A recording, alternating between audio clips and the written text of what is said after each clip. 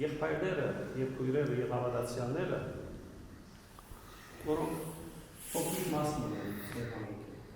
սիրով, սիրահոժար, ուզեցին տալ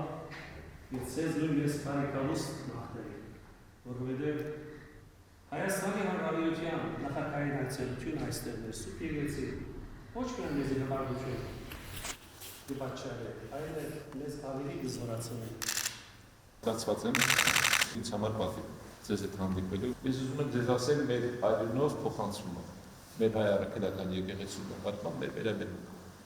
Անկախ նրանից որտեղ կլինենք, ինչ կլինենք, մենք հայ առաքելական եկեղեցու նվիրյալներ ենք։ Եվ Հայաստանի պետությունը այսօրվա առավետևս պետությունը, որ ամեն ինչ անում է, որպեսզի իրականում որպես պետություն, պետականություն եւ հարատևենք մեր գոյությունը եւ բոլոր վտանգները չեզոքացնենք, չի կարող որևէ քայլ անել հայ առաքելական եկեղեցու դեպքում։ Դա վստահ եղեք բոլորդ։ Խոսքը իմ կողմից, խոսքը վարչապետի կողմից, ես ինչի եմ իսկս վստահ նայեմ վարչապետի խոսքը փոխանցում, որտեղ դա ոչ թե ինքը ներքի խոսակցությունն է չի ասում, այլ բարձրացնում։ Մենք այսօր բավականին որպես պետություն հետաքրքիր մի ժամանակաշրջան ենք ապրում։ 2 տարի առաջ մենք բոլորս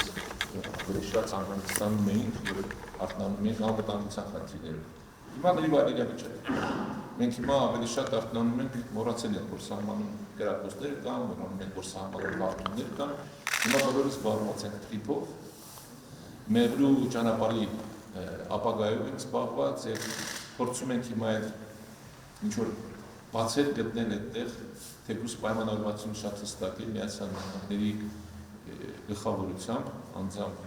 նախագահ Թրամփի նաև նախաձեռնությամբ գիտեք որ տեղի ունեցել Ադրբեջան, Հայաստան եւ Միացյալ Նահանգների համաձայնագիր, որը նշանակում է որ ճանապարհը պետք է բացվի եւ Հայաստանը հնարավորություն պետք է ունենա իր այդ պոտենցիալը այսօրվա օգտագործել։ Կյանքը ցույց է տալիս, որ խաղաղության լավագույն երաշխիքը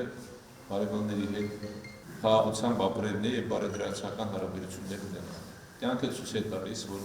խաղաղության ապրելու համար դուք պետք է որպես երկիր, որպես տարածք նույնիսկ հետաքրքրություն ներկայացնել։